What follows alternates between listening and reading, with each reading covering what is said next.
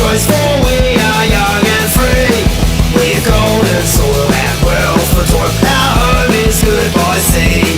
Our land abounds in nature's gifts, called beauty, rich and rare. In history's page, let every stage advance Australia fair. In joyful strains and let us sing advance Australia fair. When Gallup Cook from Albion sailed to trace wise ocean o'er, true British courage bore him on till he landed on our shore. And here he raised old England's flag, the standard of the brave. With all her faults we love her still, Britannia rules the waves. In joyful strains and let us sing advance Australia fair. While other nations of the globe behold us from afar, we'll rise to high renown and shine like a glorious southern star. From England's soil and fatherland, Scotia and Erin fair, let it all combine with heart and hand to advance Australia fair. In joyful strains and let us sing advance Australia fair. Should foreign foe ever side our coast or dare our foot to land, we'll rouse to arms like sires of yore to guard our native strand.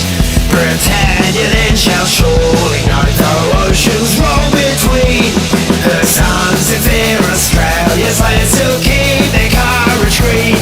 In joyful strains and let us sing advance Australia fair.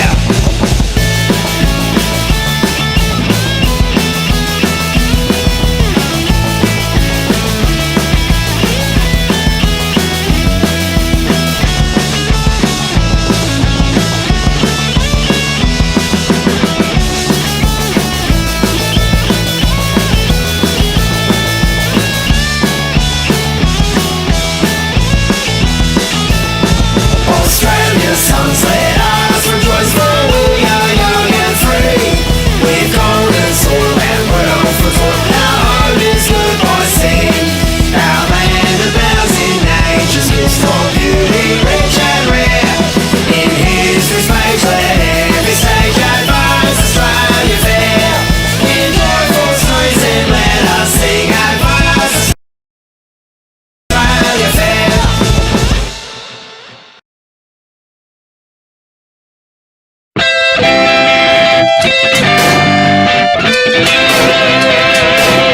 The Uncuckables. Hello, everyone, and welcome to the Thursday edition of The Uncuckables. I'm Tim Wilms, Editor and Chief of The Unshackled, here in my home studio here in Melbourne. I've got my almost Thursday regulars, David Hiscox, Editor of XYZ, coming from northern Melbourne. Thanks for having me, Tim. Always a pleasure to be here. And James Fox Higgins of the Rational Rise in somewhere far away in New South Wales. Somewhere deep in the jungle. Good to be here, Tim.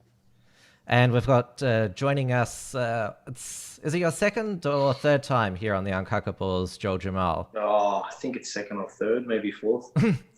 We've all lost count. Yeah. How's it up there in, I should call your state New Hypocrite, Wales, given what you've got your third minister, now the arts minister, Don Harwan, who has been busted going two to three times to his holiday house on the Central Coast. That's our most essential minister, of course. I mean, it's not like he's got an arts scene to look after during the pandemic. No, but he needs to be rested. It's a very strenuous job he's got. And he doesn't get paid. He doesn't get paid very well for it. So show some respect to him. You should be arts minister there, James. You could get it. Manage things better. Yeah, I would accept that role. I guarantee you the arts community won't like how I run things, but I'll run a tight ship. How would you run it, James? Well, I would cut budgets significantly for anything that I deem degenerate or unpatriotic. Let's put it that way. Degenerate art shall be burnt. Yeah, it'll be classical arts only, or God glorifying and European peoples empowering art only. Yeah, good. Degenerate art basically wouldn't exist without government funding anyway. Yeah, well, it would be very unpopular. Yeah, Have you heard of the joke, what's the difference between art and pornography? The government grant. Yes. Yeah. Very cool. I've actually got a conspiracy theory on that arts minister being up there. Like, I reckon that the government have set the whole thing up. They've said, look, we know that the Australian population are getting a little bit antsy about being told what to do. We've had a learner driver hauled over. We find a bunch of blokes $8,000 for playing cricket just in the neighbourhood. We need to set up one of our own just to be the fall guy, just so we can make it look like the rules apply to everybody. The New South Wales police have said that if his excuse doesn't cut the mustard, he'll be issued a fine, and I think he will be, just because he can obviously afford it, being a New South Wales cabinet minister, just to sort of say, see, remember when Malcolm Turnbull was... That fits in just fine to my conspiracy theory. Yeah. Remember when Malcolm Turnbull was fined for kayaking without a life jacket? Yeah. It'll be just like that. You could do that some more. Hello to everyone in the YouTube chat. I see all our regulars are there. Please join us over on Entropy, where you can ask us a question throughout the show, send us through a super chat, or I'm never good at making up polls on the spot for these shows. I know Maddie is. Any of you got a good poll idea? Not that springs to mind yet, but we'll I'm sure we'll have one as we go. We'll keep an eye on the chats and see what inspiration comes of it, hey? No, don't look at the chats. That's the worst. That's the worst. But what if, it's hit and miss. I've already had one person tell me that I'm the best, which is not good. That was dear. What if you're accidentally exposing something embarrassing while you're on the air? Don't you want people on the chat to tell you about it? Yeah. Confidence is the best thing. You don't compromise the confidence. I mean, I know somebody who, because they weren't looking at the chat, did a live stream for 15 minutes not knowing their sound wasn't working. Oh, gosh. Wow. I think that was me for manage your tech. I think that was me for the first 15. Well, it's better than being at the company Zoom meeting now that everyone's at home and sitting down on the toilet and continuing the meeting with 15 other staff mates, as we've seen some funny examples of circulating on social media. Oh, that was funny. It's a brave new world, people. You got to learn how to use a webcam. And you can't walk in on your wife during streams. Especially in a bathroom. I've been saying that I've been loving seeing like, for a while, like we've been the guys streaming from our basements or back rooms. Now the mainstream media are on the same plane as us. They're all Yeah, I'm surprised at how shit some of their setups are. Yeah. There was a comment that Faith Goldie made about how all of the late night talk shows, because they used to have the studio audience, the flashbang graphics and set, and now they're all at their basements at home. And Faith Goldie said, without all the audience laughing at their jokes, all the flashy sets and graphics, everyone just now realizes, now they look like every other YouTuber, just how shit they actually are. There we go. I love how insecure Jimmy Fallon is. He's got an iPad next to him with a giant button to press to get the canned laughter going. So he's like, hey, it's a joke. Like he can't trust that the people at home. He has to have that instant feedback, even if it's fake, and you can see him pushing the button. He just can't do jokes without the canned laughter. It's very sad. Why don't they have a virtual audience? Like, I'm sure they can afford the Zoom package where they can have up to 100 participants, so they can just have them for the laugh track. Or maybe they'd be afraid that some people might heckle over Zoom. Yeah, it's not a controlled environment. They're in totally new territory now. They don't understand how this thing works. It's quite funny to see some of them trying to keep up. Hey, Tim, I've got a viewer poll. Will Andrew Cuomo be the next Democrat nominee for president? Oh, who will be the Democrat nominee? Because Bernie has busted again. That's the main non-coronavirus news. So Joe Biden, who looks like he's half dead now. We all assume that Sleepy Joe's not going to make it. He's not going to make it. That's it. To the general election. Yeah, basically the current front runner. Well, there are two possible current front runners. It's two people who aren't actually running just yet. Yeah, but yeah, you could have Andrew Cuomo, Biden, Hillary Clinton.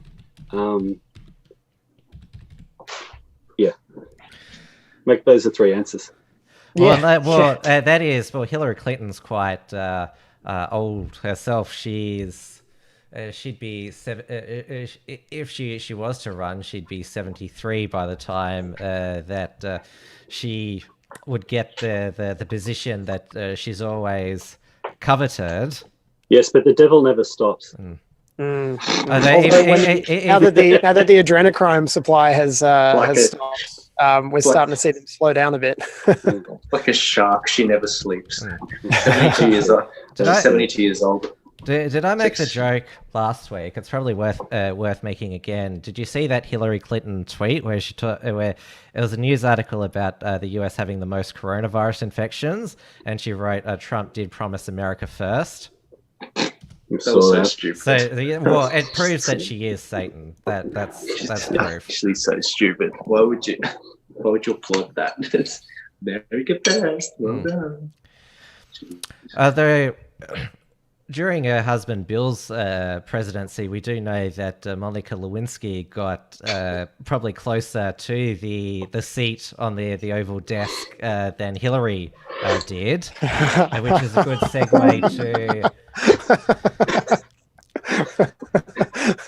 It's funny because it's true. Where's my drum kit?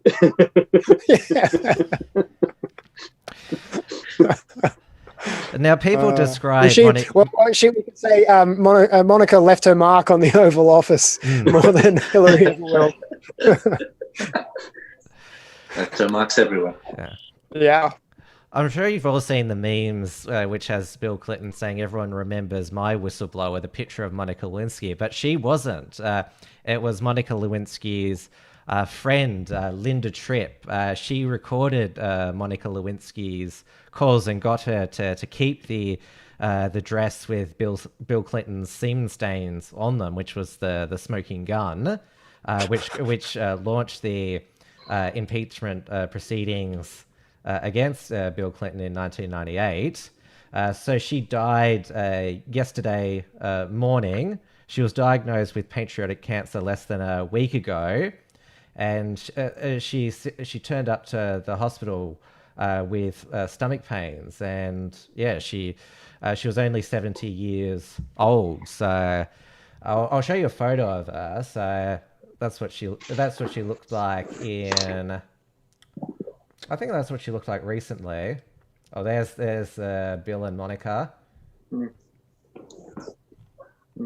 That's what Linda Tripp looked like in 1998. So she had a bit of an extreme makeover. Obviously, she looked pretty plain there, but look at her recently. Yeah, but you notice how we're allowed to say Linda Tripp's name, and this stream won't get taken down, unlike some other whistleblower. Oh, yes. I have no idea what you're talking about. Absolutely no idea. I legit don't know what he's talking about. But he's talking about, what's his name?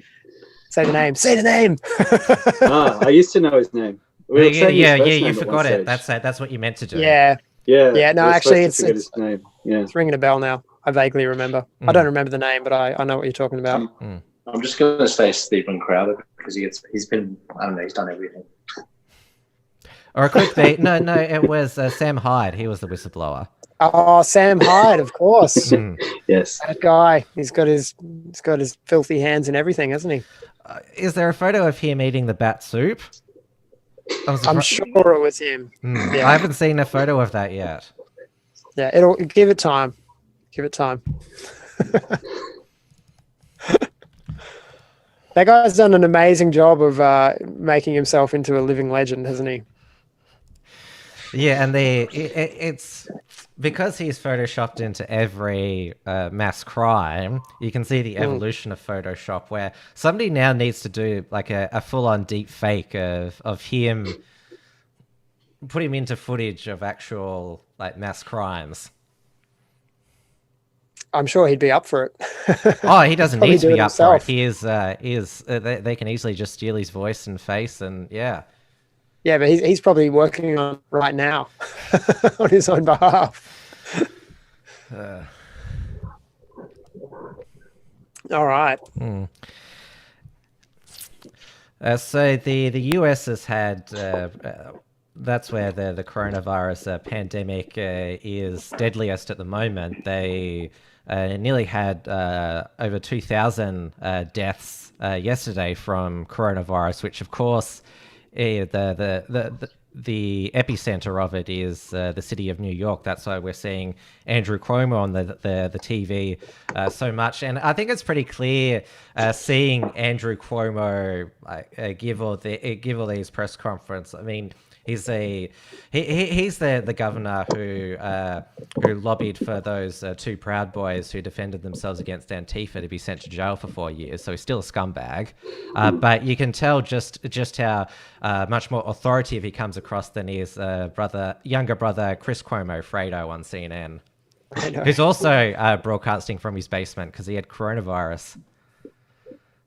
So I don't understand, because I don't really keep up with this kind of stuff too much, but I don't really understand why people are predicting that Cuomo is going to be the emergency candidate, and hence our poll tonight. Can you guys explain to me why that is? Because obviously he's got his hands pretty full, and I did see his brother ask him directly if he was intending to run, or if he would ever think about running for president, and he was just no. Really, the point. Why do you think he would step up, and why would he even be a worthy candidate in the midst of all of this crisis? I think it's a similar phenomenon to how lefties have thought, hey, what we need to beat a TV reality star is a TV reality star of our own, but they don't get the whole context that Donald Trump came into the campaign with. So they see how Rudy Giuliani was really popular after 9/11. Like, he seemed to be just a more stable leader than George W. Bush. And so I think that's what they're going with. They're like, hey, here's a New York governor in a time of crisis. He can be another Rudy Giuliani, and we can just sort of parachute him in. I think that's the logic. Well, it's also the fact, have you seen Joe Biden's media appearances lately? Yeah. I mean, I think that's their primary consideration. That's the only reason. We all know Biden is shit and a shit show, and if it is Biden, it's going to be a major Trump slide. No one who's sane trusts Biden's capacity to finish a sentence, let alone run a country. But why Cuomo? Because he has he's neck deep in coronavirus, and it would actually be a really I think it would be a terrible thing for a city. He's the governor of New York State, right? That's his current. Yeah, it would be I think a really bad move ethically and optically for a governor to abandon his state in the middle of, or in the fallout after a crisis like this, and move on to federal governance. And I think that's why he was so to the point with his brother. No, I'm not running for president. No, I'm not interested. No, I will never do it. Because he wants to signal to his state, who elected him, that he's going to stick it out with them, and he ought to. For now, because the convention's in August, the general election is in November. That's still a long way to go. We're only in April. New York is not going to be recovered from coronavirus by the end of the year, let alone next year. Recovered from coronavirus. Didn't you see? They're all being let out now. Well, I'm talking economically. New York is going to be a shit show for years to come after this. The Cuomo family, they're an American political dynasty. I should fill our audience in. Chris and Andrew's father, Mario Cuomo, he was the governor of New York for 3 terms from 1983 to 1994, and Mario Cuomo considered the Godfather movie franchise. He considered it to be a racist Hollywood propaganda. The family believed that the Italian mafia was a racist theory. Are you suggesting sounds that like they an got protested anti-Semite. too much? Sorry, you go, Dave. I was just going to say, it sounds like he does protest this too much, but I think you win the cake on that one. Yeah, hang on. It's a racist Hollywood conspiracy against Italians. He's anti-Semitic. That's it. Yeah, but we've been hacked. The Zoom chat has been hacked, guys. Oh yeah, we've been hacked. Yeah. The reason I'm laughing through that is just thinking about what's his name? Fredo. What's his real name? The CNN anchor. Chris Cuomo. That's why he got so triggered when he was called Fredo. He threatened to deck the guy that called him that. That's right. He didn't get triggered because he thought it was a racist slur. He got triggered because he knew that it meant that he was the stupid, black sheep, dumb younger brother who is an arrogant fool who's going to end up, embarrassing the whole family and getting, shot out of the side of a canoe. He knows that he doesn't want to be the runt of the litter, but unfortunately Chris Cuomo is most certainly the runt of the litter. Joel, you're the eldest brother in your Lebanese family. Are there any Fredos in your family? No, just high quality stock. No, All Chads. Yeah, all Chads. Yeah, I've got younger brother and 2 older sisters. Chads and Chadettes then. Let it stash. Is that an actual term, Chadette? I just made that. I just made that up. It's Chads and Stacey's. Is that what you know how this works? It's got to it's got to be created on 4chan, then it's got to filter down to Reddit, and then it comes onto Facebook in meme form. That's the internet, how the internet dictionary is created. Yeah, I don't have a license to make up my own memes, unfortunately. I'm not on the chance. Tim, last week you were asking me, you mentioned, isn't it interesting how these politically correct spots in the United States seem to be hotspots of coronavirus? It's something I should have shared with you beforehand, but there's a really interesting article on the Richardson Post this week. It's by Daniel Greenfield, called "How PC Turned New York into America's Wuhan," and it focuses mostly on the New York City Health Commissioner, Oxiris Barbeau. Basically, she was kind of the New York equivalent of that Italian mayor who told people to go out and hug a Chinese. She was saying, around the time of the Chinese New Year, she was saying, as we gear up to celebrate the Lunar New Year in New York City, I want to assure New Yorkers that there is no reason for anyone to change their holiday plans, avoid the subway or certain parts of the city because of coronavirus. And she spent more time sort of focusing on the supposed post-traumatic stress that non-white people have after having contact with policemen. And you basically got incompetence in charge of the health system over there. Well, we've also got it's quite interesting. Incompetence and PC running the World Health Organization, because remember, what's his name there, the head of the World Health Organization, how do you say his name? Tedros Adhanom. He said that the stigma against people who suffer from coronavirus is worse than the disease itself, and they refused to call a pandemic until it was basically all over the world, and Western governments were introducing containment measures, and also criticized travel bans to China. And now Tedros, he's really become Unhinged, claiming that, or playing the race card, and apparently the most racist country on the earth is Taiwan. Let's play the clip here. Well, at least it's the country now. Now, you guys won't be able to hear this, but our audience will. Okay. I can tell you personal attacks that has been going on for more than 2-3 months.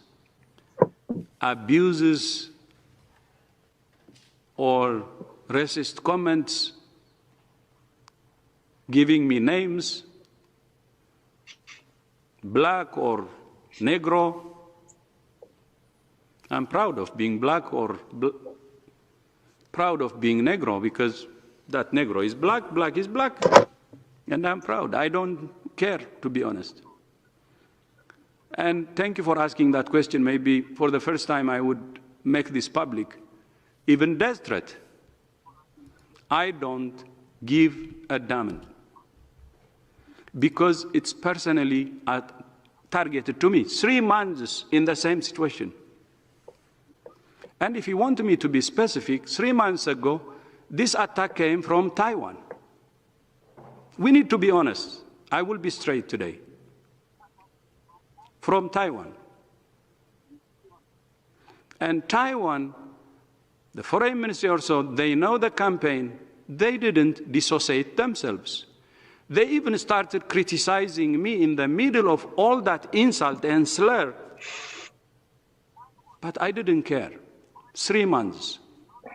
I say it today because it's enough.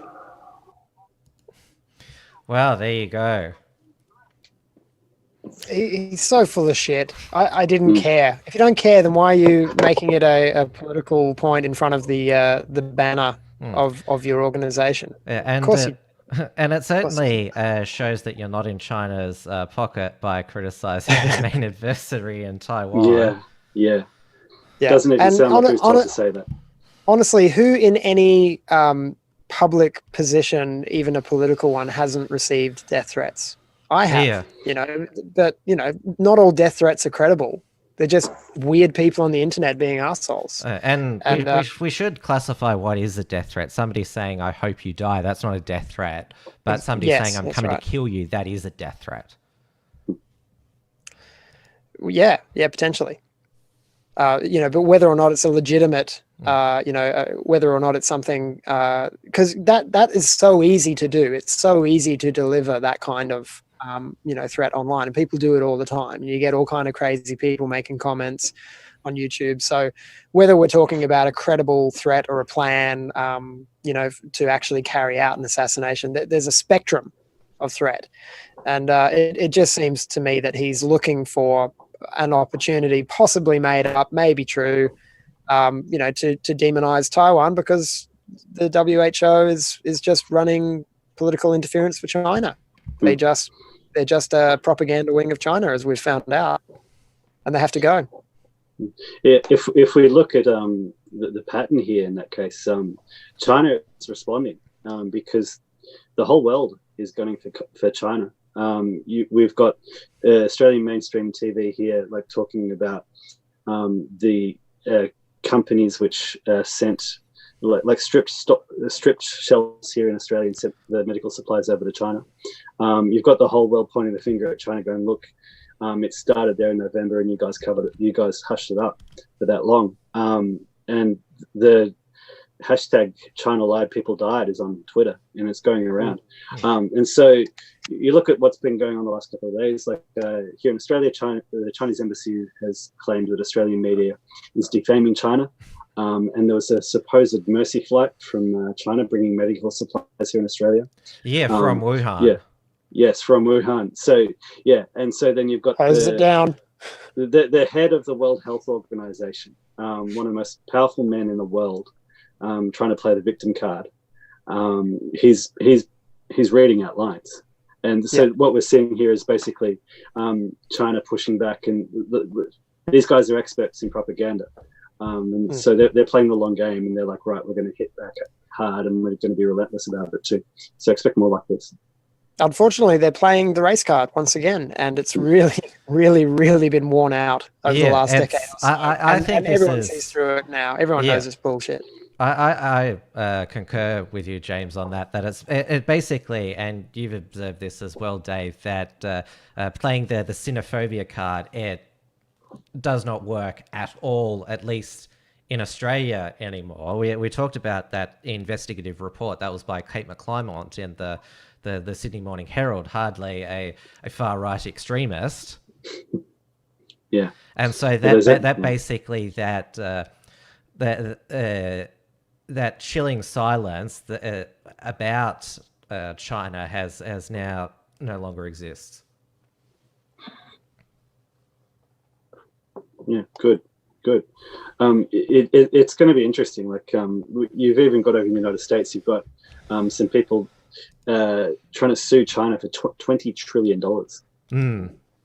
I don't know how serious they are about it, but it's been filed. Well, I've also seen suggestions in the social media spheres going around that it would be not out of the realm of possibility that that all Chinese-owned assets in Western countries may be nationalized by the countries that they're in and call it reparations. Yeah, that's what that's certainly a possibility. Politicians have already suggested it here. George Christensen and Malcolm Roberts. I had a very fascinating discussion with a real progressive lefty on my Facebook page about that. I don't know if any of you saw it. I posted about basically reparations being paid from China to the hardest hit places in the world because for those of you that don't know that are listening, as of the 25th of January, China knew that there was human-to-human transmission, and they didn't change that narrative till like the 20th or the 25th of January. So December 25th to January 25th, they had the same narrative. And those were crucial weeks in letting us know that there was actually human-to-human transmission. And the World Health Organization they pretty much backed that up the whole way for 3 weeks. Yeah, even we repeated it. I remember when we were talking about the outbreak of the coronavirus when it was first reported from China. The information that we had way back in January is that it hadn't been confirmed human-to-human transmission, and we now know now that wasn't the case. It's terrible. Hence the hashtag going around. And, there's going to be all kinds of propaganda games played, as Dave was saying. We're going to see more and more of these word games playing, and less honesty, less and less of a dialectical conversation about how to prevent this from happening again, how to recover globally. Like the world system, the global system has collapsed because of this. Everyone's a bloody nationalist now, including Bill Shorten, and all kinds of people are coming out saying we need to localize our manufacturing, we need to become more self-sufficient. So great, let's do it. But as far as international relations goes, China is unfortunately where this would be an opportunity for a truth over face culture to step up and say, okay, we screwed up, it's cost the world. How can we work together and make it up to you and make sure this doesn't happen again? Instead, they're starting to play the rhetorical game of trying to garner sympathy, trying to present themselves as model global citizens. No one's buying it. And it's China is not going to have an easy time recovering economically from this. And, the whole system is pretty much fried now. As far I don't think anyone rational in Australia is going to stand for politicians who want to keep us dependent on China economically. And so change is afoot, and this is good. Yeah. It's time. What another sign, even just in news articles, which I read when they mention China's death toll, it seems to be just a normal thing now that journalists are putting in there, just to sort of put in a caveat, that they don't believe what the Chinese figures. Even Peter Van Onselen, who's been about as mad lefty in Australia as you can get, he sort of used the expression, if you can even believe the figures coming out of China, something along those lines. Yeah. Nobody believes them. They've still got their globalist buddies, the Chinese and the World Health Organization. This is by Amnesty International here, calling it the Chinese virus is racist. No one cares anymore. No one cares about racism anymore. It's time to be racist. It's okay to be racist. It really is. It doesn't mean you hate anyone, but it's okay to be racist. The Spaniards still haven't decided that it's racist to use the term Spanish flu. They still haven't claimed that. Well, Spain is a European nation, so it's always been okay. They're a bit brownish Mediterranean.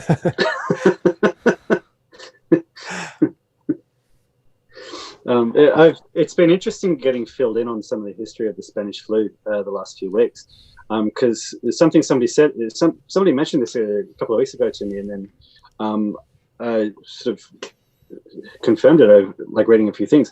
So the reason the Spanish flu is called the Spanish flu is because Spain's media was the only media which wasn't under censorship by the government, because they were neutral in World War One, and so all the powers, all the countries involved in World War One, the media didn't cover the pandemic as much as they could have, because they were still censored, and so that's why you also have these different figures. Some say 17 million, some say 50 million, some say 100 million people died in the pandemic because of censorship. And so, like if I sort of try to make this relevant to what's going on now, you've had the censorship going on in China, where basically we don't believe those figures. You've got different ways of counting, of classifying who's died of coronavirus, even in first world economies such as Great Britain and Italy. And then you look at third world countries where, like, even the president, say, of Ecuador is saying, look, our official toll doesn't actually, we don't actually trust that. Like, there are lots of people who we weren't even able to test, and all these people have been turning up dead. So it's a really serious thing. So I'm pushing back, I guess, against the people who are saying, oh, look, that, like, every step of the way I've heard people saying, oh, it's only 10,000 dead worldwide, and it's only 40,000 dead worldwide, it's only 80,000 dead worldwide. I'm worried about the next couple of doublings. Well, it's the rapidity of the spread that's important, and more important than whether or not this is whether or not the numbers have exceeded the average annual flu deaths. The problem is it's spreading so fast everywhere that it's reached, which is everywhere now, that just about every country is going to reach that critical mass where they can't keep up, where the ICU beds are fewer than the cases of people who are in serious peril. Doctors are saying, when they look at x-rays of people who've had it, they've never seen anything like it. It's not a normal flu. It's almost like it's man-made, huh? Yeah. It's a bioweapon. I'm almost certain of it. That's what my Israeli guest said on Monday night. He had a friend who was a biologist who said they'd never seen a natural strand like this. And the most crucial thing to keep in mind, as far as the statistics and the numbers goes, is symptoms don't begin until day 5, and in some cases they don't become severe enough for people to voluntarily get tested or take themselves off to hospital until day 10. So we're almost always 10 days behind, and this is why the lockdown is actually a good idea. I don't agree with the degree to which it's being policed out in public. If you're out on your own in a park, or surfing out at sea on your own, or you're just there with your family who you live with, or you're just driving in a car with your family who you live with, like, that is not a breach of lockdown. But the idea of social distancing is a good idea because it slows down the rate of spread, and it's going to, most importantly, it's going to alleviate the pressure put on the hospitals and the ICU. So all of that makes sense, but the numbers are not ever going to be accurate. Even after the whole thing is blown over and gone, maybe years from now, the numbers are not going to be accurate, because they're also including people who have corona in their system, but they have other issues that have killed them. They may be getting mixed in with the statistics. And then there's plenty of people who have it, who are not currently being counted, they're days behind. So, yeah, the best thing you can do is stay the fuck away from everyone else so you don't catch it, because you're not going to know until it's too late. Someone's been following the Candace Owens thread where she pointed out that those figures are inflated, and my gosh, she's got guts, because everyone called her out for it. You guys would have seen. Everyone called her out for it, and then later on, I think, was it Dr. Deborah Birx, was it, or SARS or someone who came out and said, "No, it's actually right. We're in a lot of cases, especially in the US, these are being inflated, these numbers, and we need to be careful." Well, let's have a look at Australia's Department of Health infographic for the 9th of April. This is the information they got as of 3 p.m. Eastern time today. So we've got 6,103 cases, 51 deaths, almost 3,000 recovered now. So nearly half of those that have been infected have now recovered. There's only 81 nationwide in ICU, 262 admitted to hospital, 330,000 tests, 1.8% positive. And you can see the curve in the center here. The curve is, well, look, it's not just flattening, but it's receding. And if we have a look, the cases by source of infection, it's still overseas, which is the dark blue there. And we're all being told we must keep going with the lockdown during this Easter period. Don't leave your home to go on holiday, though they've conceded that they can't stop you from going to your holiday house that you own. But we have been told that the Easter Bunny will be visiting over the holiday period. He's been granted an exemption because he's an essential worker, and bunnies can't contract or pass on the coronavirus. Yes. Jeez, it's a good thing it wasn't an Easter bat. So who is reporting that the Easter Bunny? Who's saying this? The Chief Medical Officer, Brendan Murphy, and this was also backed up by Gladys Berejiklian.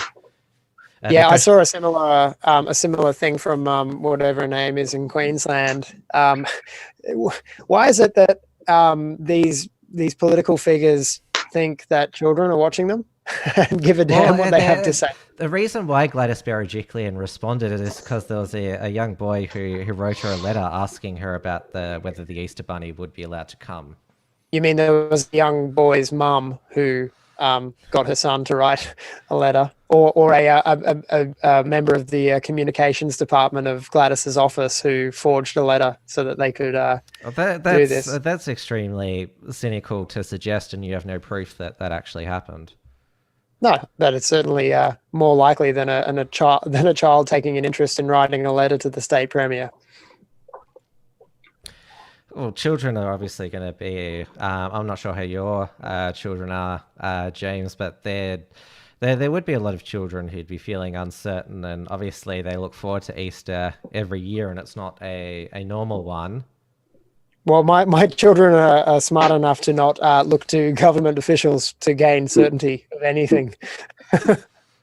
That's not what I meant, though it probably came across as such. What did you mean? I meant that in general, children are anxious during this time.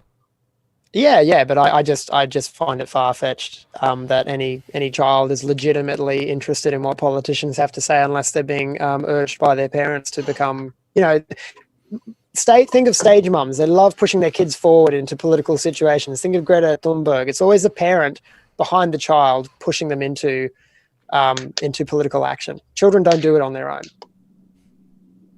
Yeah. That's a good point. Yeah. Good point. Anyway, we've probably dwelled on this. Yeah, we've exhausted that point, yeah. Yeah. Anyway, let's move on to... onto the pedophilia. All of this backs up my conspiracy theory at the start that the arts minister was just there just so they could make it look like, we're hard on our own as well as on the plebs. Mm.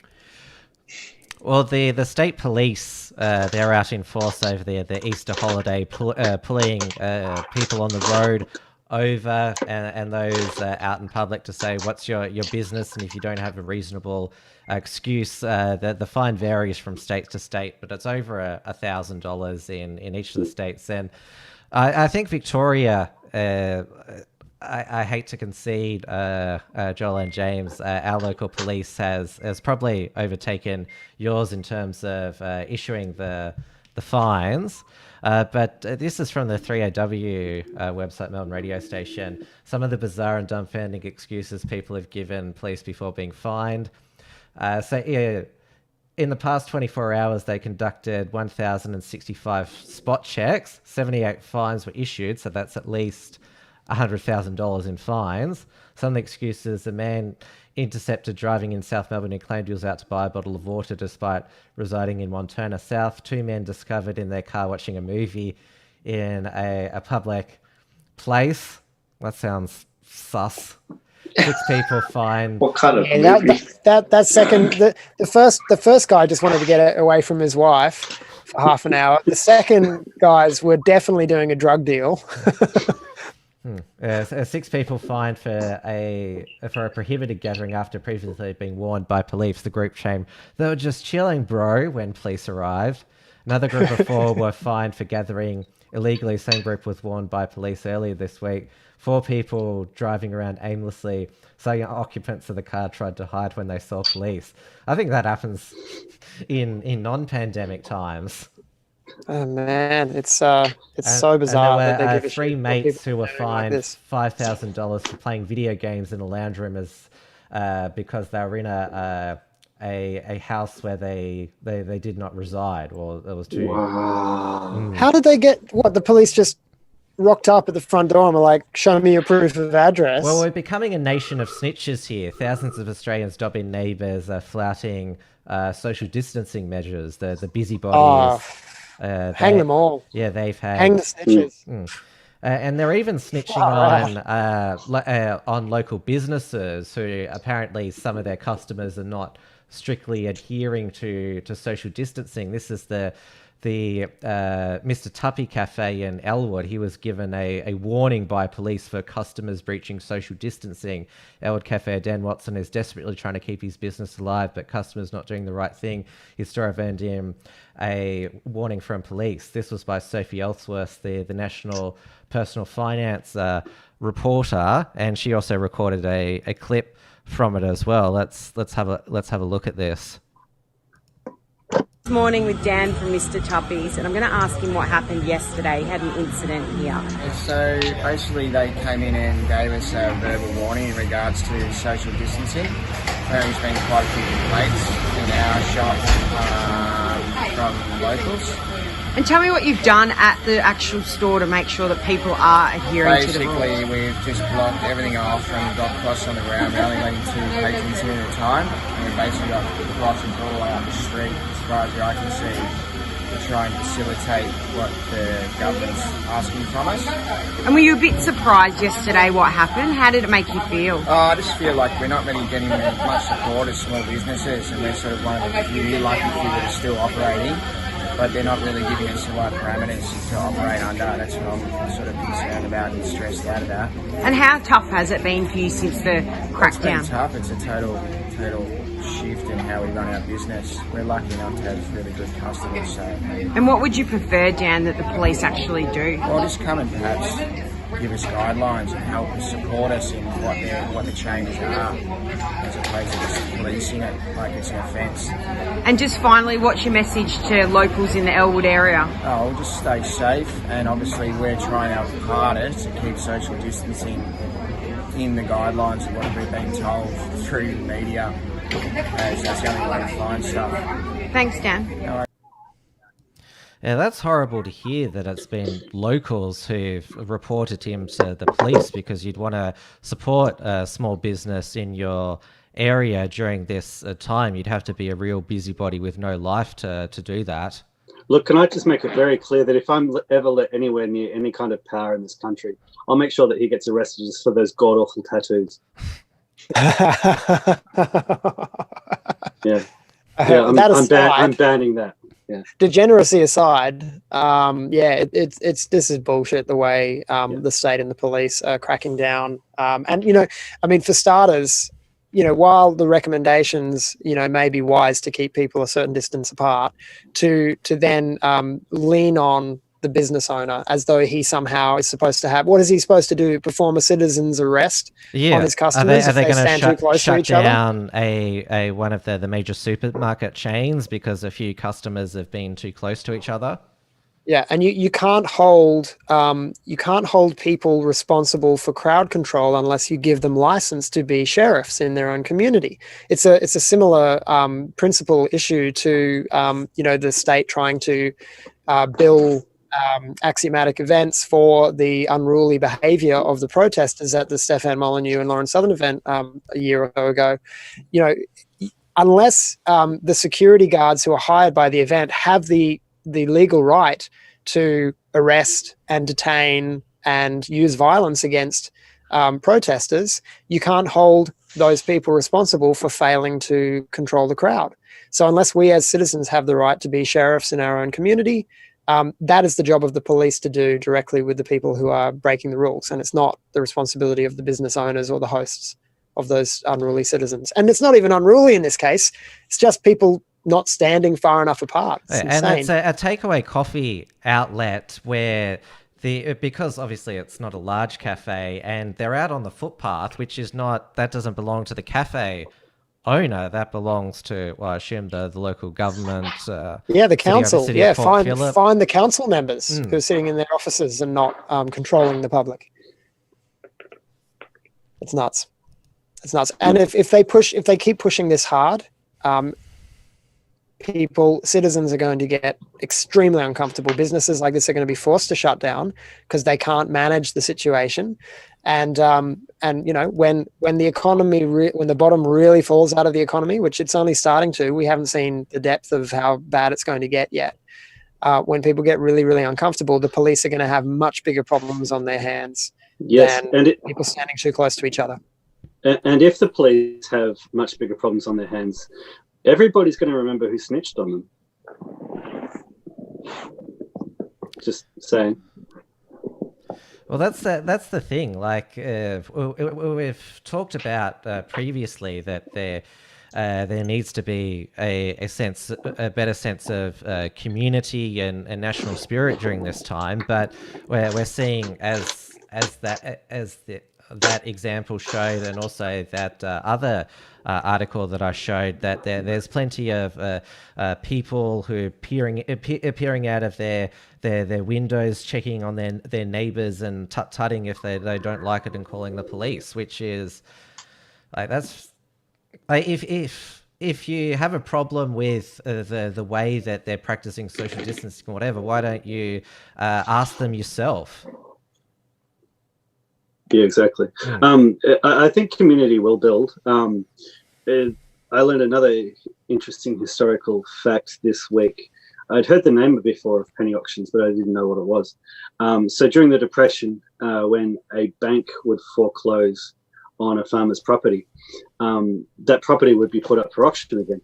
So the whole community would turn up to that auction with shotguns, and the farmer would buy the property back for a penny. And that was the way that the whole community made sure that property stayed in the hands of the local community. Brilliant. Again, like, I'm sort of looking at the past and saying, okay, we're going to see this sort of thing happen. It will happen. At the moment, we've still got, we've still got modern people. We've still got modern degenerate people who just don't think the right way. There's going on. To me, and this is, I grant that maybe none of you guys and maybe few or none of the audience will agree with me. This is just an aesthetic preference on my part. This is not, I'm not trying to make a universal point here, but to me, in the crisis like this, in a situation like this, that you feel the need to go out and get a takeaway coffee, it seems insane to me. But I like to live in the bush. I like to be away from civilization and people and cities and built up metropolitan areas. It's my preference. But I also understand that people want to support local businesses and keep the economy afloat. But it's kind of like using a thimble to bail out a sinking ship. at this point. Supporting your local coffee shop is not going to actually do anything to counter the taxation that's coming down the line to pay for these trillions of dollars that they're inventing out of thin air to try and patch up the economy. We are headed for a major depression. Most every business is going to fail and shut down, and the whole world is going to be rebooted and turned on its head. And so, while it may be a noble effort to go out and get a takeaway coffee, it just seems pointless and insane to me. We have got a question over on Entropy. Please come and join us to ask a question or send through a super chat or vote in our poll about who'll be the Democratic nominee. Port Film Co-op has asked, what do you think American military generals will be discussing in private? How can we exploit this situation to increase our own power and flex our muscle, which is what law enforcement here and elsewhere has been doing?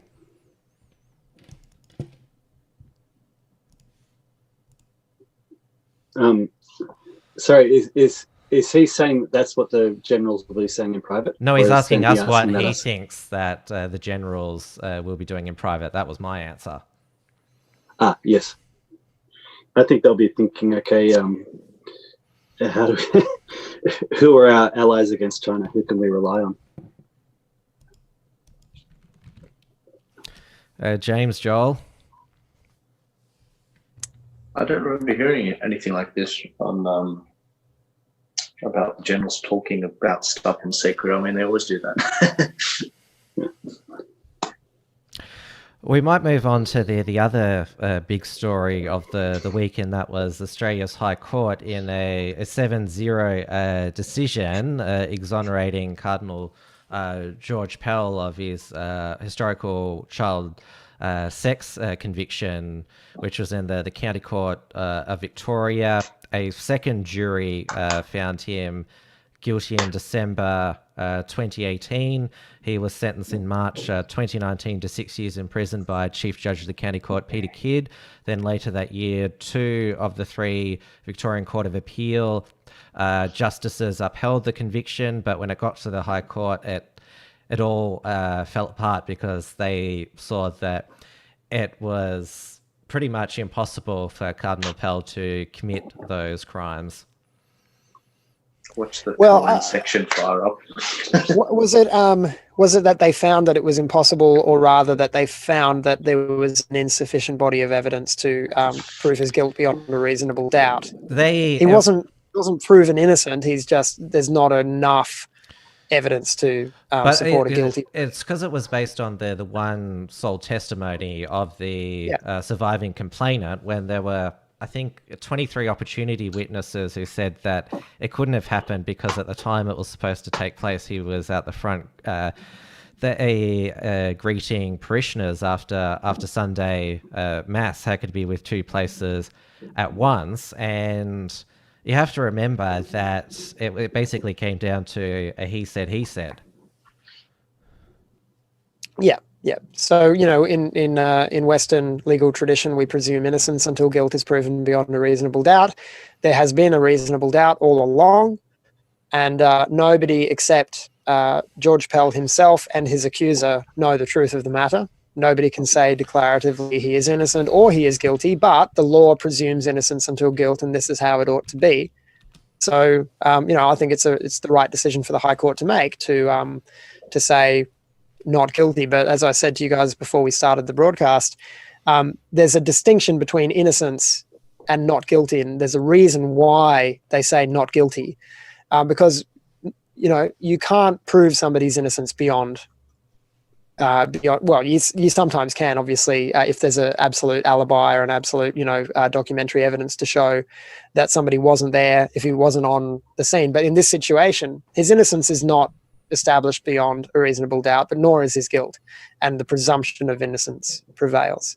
But it annoys me when I see so many people, idiots like Clementine Ford shrieking, he's a pedophile, we know this for sure. They're just presuming his guilt because he's Catholic, because he's a priest. They hate him because he's a conservative in the Catholic Church. He stands for tradition on the hot button social issues like LGBT rights, abortion, euthanasia. Of course, these people, even though they're not religious, they love Pope Francis because he's a SJW progressive Jesuit. Yeah, He's not a Catholic. Yeah, that's right. Yeah, the Pope is not a Catholic anymore. Not But a yeah, Catholic, but that's it. So people have loaded this case all along with their political biases, and it will not be accepted by the political left that he is proven not guilty or found to be not guilty. But if you can pull your head out of your own desires and your own biases for a moment, it's a fair and right decision for the court to have made. Whether or not he's actually guilty is irrelevant. There's not enough evidence to prove his guilt beyond a reasonable doubt. Again, looking at patterns and just knowing their behaviour, don't be surprised if they try to get Pell on something else, or if they try to find another scapegoat to move on to. I've been watching do. the Bolt report every night since the High Court decision was made, because remember that it's not just on social media where Bolt and all the other News Corp conservatives were called pedophile supporters or enablers, and that he was getting direct death threats, and even he mentioned people coming outside his house for that. Like, it took a personal toll on him, and now that this legal saga is over, he's gone into detail about Victoria Police, how they basically put out an advert for complainants against George Pell, and there was a total of they tried to get him on, was it 27 different charges, and of course none of them have stuck there. And the police commissioner of Victoria, Graham Ashton, he's retiring probably at some point this year. The man who's primed to take his position is Deputy Commissioner Shane Patton, who was heavily involved in the Victoria Police investigation into George Pell, including going to Rome to when they questioned Cardinal Pell. Yeah, it's a similar approach to the Australian Human Rights Commission, where they actually sort of petition people, like they advertise for work. They say, okay, if somebody was offended by this thing, feel free to make a complaint. Oh. That's not the way that the law is supposed to work. But in our brave new world here in Australia, in communist Victoria as well, but it seems that law enforcement agencies and institutions are they're basically saying they're advertising to try to go after conservatives. That's what they're doing, and they're doing it openly. The specific example, Dave, with the Human Rights Commission, which was Tim Supomasani advertising for, or he claims that he didn't do this, but advertising for complaints about Bill Leake's cartoon. And of course, we saw months later Bill Leake die at the young age of 61 from a heart attack, mainly due to the stress of this persecution. Yeah, that's it. Yeah, Tim, he's got blood on his hands. Yeah, it's murder, political murder. Now, I'm going to put up on the screen the article you did, Dave, on XYZ, because on the Tuesday night following the High Court decision, St. Patrick's Cathedral, where the supposed abuse was meant to take place, was vandalized, even though we're supposed to be in lockdown. There's your headline: "Scum to face St. Patrick's Cathedral." As you can see there, typical understatement from XYZ. It's the point I made. We've got police going all over the city, going after people for the slightest infraction. They know the level of animosity against George Pell. They can basically just be absolutely sure that you're going to have some kind of vandalism against a Catholic church, the day after he's been exonerated. Yet there's nobody there. They could have predicted this. They could have had patrols. Yeah, and Do you have faith that Victoria Police are going to find who did it?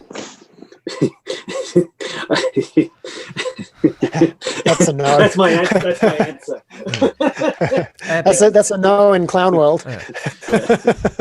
Because we remember a different incident of public vandalism when Eurydice Dixon, the rape and murder victim in Princess Park, her memorial was graffitied by comedian and YouTuber Andy Nolch. And Victoria Police basically threw everything at trying to find who did it, and they found out that Andy Nolch, was the perpetrator.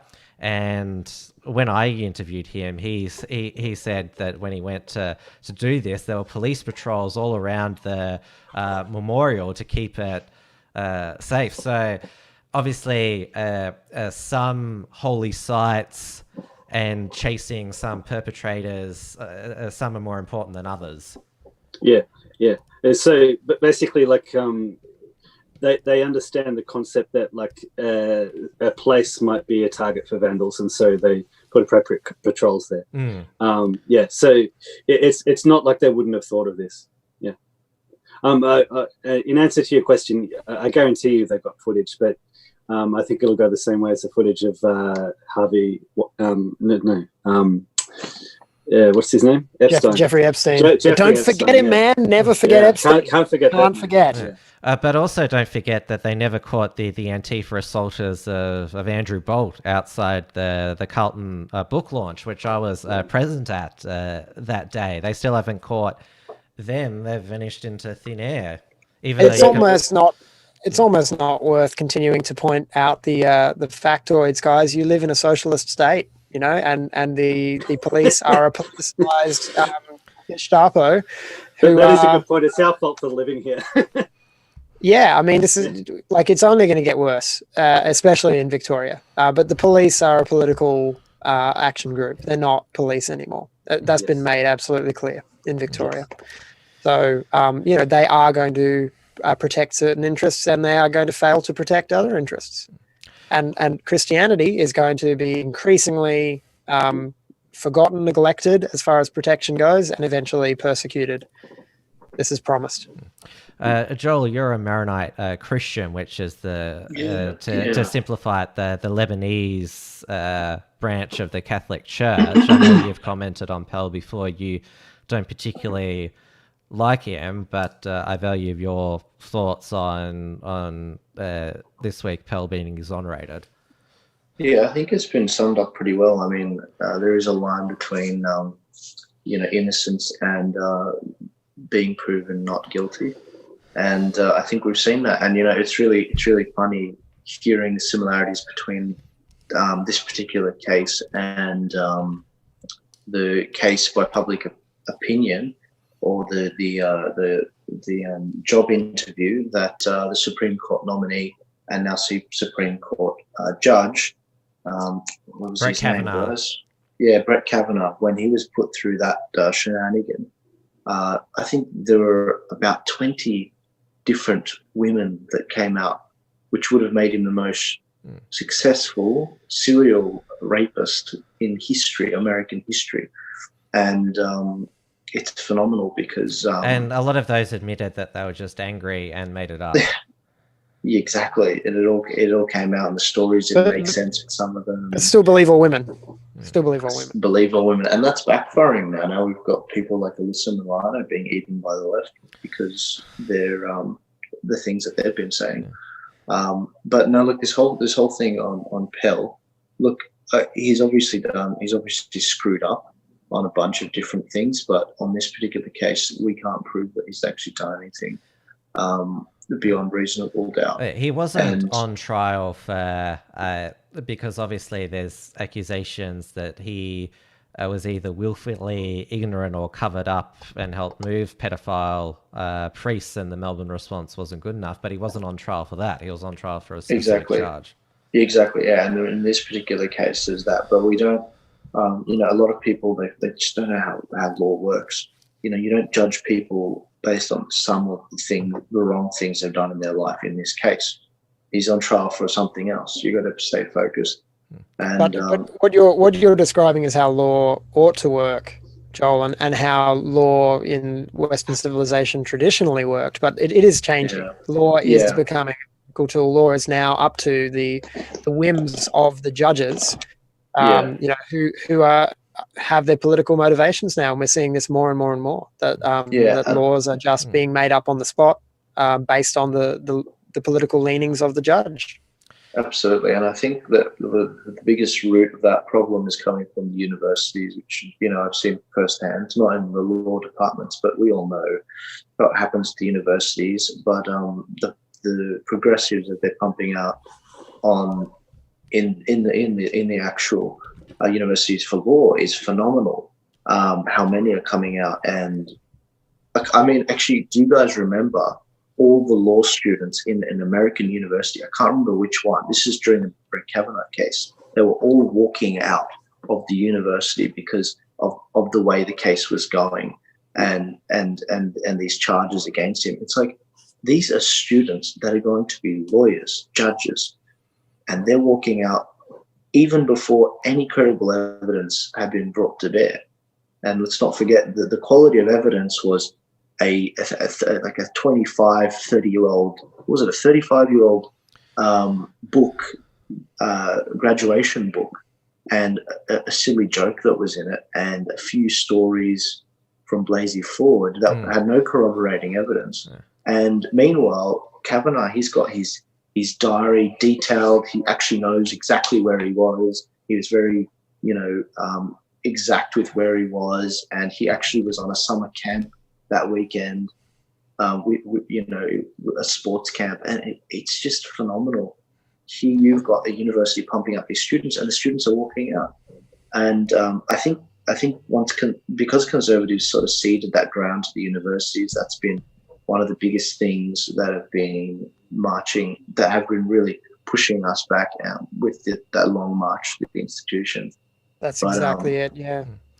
And this is the, I love how you've wound it back there, because it's like the end result is you have these senior judges making these outrageous rulings in all kinds of politicized cases.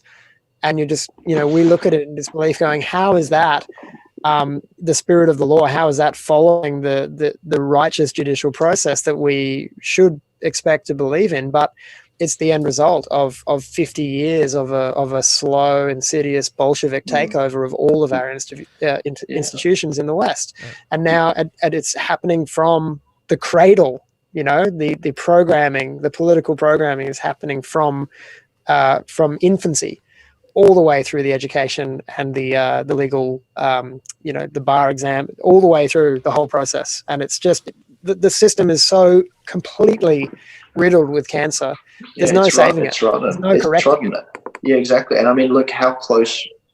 We were maybe 3 to 5 years away from Cardinal Pell actually getting convicted by the High Court. Maybe that's my own speculation. Because, how did it get this far? Yeah, well, judges this far to this point are perhaps younger, less experienced, but may in the future be on the High Court. What do we do then? Yeah, that's it. Like when the next one that they go after, the High Court, could be like the Victorian Court, the Victorian Supreme Court. Yes. And it's only because Pell had access to the vast resources and lawyers of the Catholic Church that he was able to go all the way to the High Court. He still spent 404 days in prison unjustly, but have a look at Blair Cottrell, convicted and fined $2,000 for breaching Victoria's Section 25(2) of the Racial and Religious Tolerance Act. It took him 2 years and a lot of money to get to appeal the magistrate court decision to the county court, which the initial fine and conviction was upheld by Chief Judge of the County Court, Peter Kidd, but Blair doesn't have the legal resources or time to take it as far as Pell did to the Victorian Supreme Court, Court of Appeal, and to the High Court. It needs to be taken to the High Court. If you want to do it, now's the time. But, the clock is ticking, and isn't it ridiculous that that so many of these things need to be taken up and up and up? It's like, why isn't justice happening at the very, very basic local level? Because we're appointing trustworthy, unbiased judges at the local courts who really believe in their role. I mean, the role of the judge in a civilized society is crucial to the maintenance of our values. And if you can't trust the local court judge, your local magistrate, if you can't trust the county, the state, up and up and up, and you have to take these things all the way to the High Court, as you said, a few years from now, it'll just be kangaroo courts for all of us, straight to the gulag. Don't forget the role of the media as well. You mentioned Kavanaugh, Joel. Do you remember that New York Times article where a guy claimed he saw Kavanaugh rape a girl at the party, but the girl said no, that did not happen? Yeah, I remember And that. also the ABC here, during the middle of the appeal process, they started airing that Revelation documentary series on pedophilia in the Catholic Church, and they had 2 new Pell accusers come forward, but after the High Court verdict, they had to pull that episode. Yeah. And good on them for pulling it. It's absolute crap. Some of the stories that came out of Kavanaugh, and I mean, I remember him. You know what really got me when I was listening to him read out his what his daughter said. Had written that note. And I was just like, this is an innocent man. What are you guys doing? And I think it was really, and you guys might remember this is where we saw Lindsey Graham 2.0 come out, because he was very much like, Mr. Kavanaugh, would you say that you've been put through a job interview process?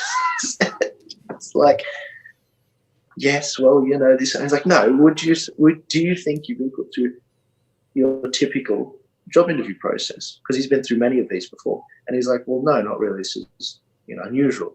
And he's like, absolutely. And he just lambasts them.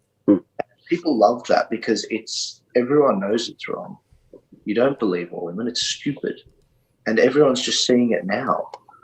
And this whole deal with the high courts, it's going to be a problem, I think. And I mean, the greater problem that a lot of us conservatives and a lot of conspiracy theorists like to we've been flagging it for a while, is the long march through the institutions. And I was actually, I don't know if you guys can hear this, but I was actually given the opportunity to ask. I had a 10-minute back and forth between me and Jordan Peterson when he was here in February last year. And I asked him, how do we reverse the long march through the institutions? And he knew exactly what I was talking about. He gave me his answer and he said, I think the way we do it is by each individual getting their own shit together, essentially. That's basically what he's saying. Work on yourself, work on the people around you, work on your family, and then maybe put a finger out into the world. And then I said, okay, clean up your room. Clean up your room. And it's good advice, but I said,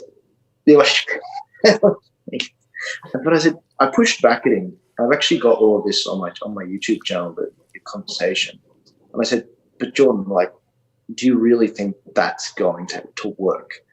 And, he basically said, look, I think that the West is going through a crisis of conscience. Those are his exact words.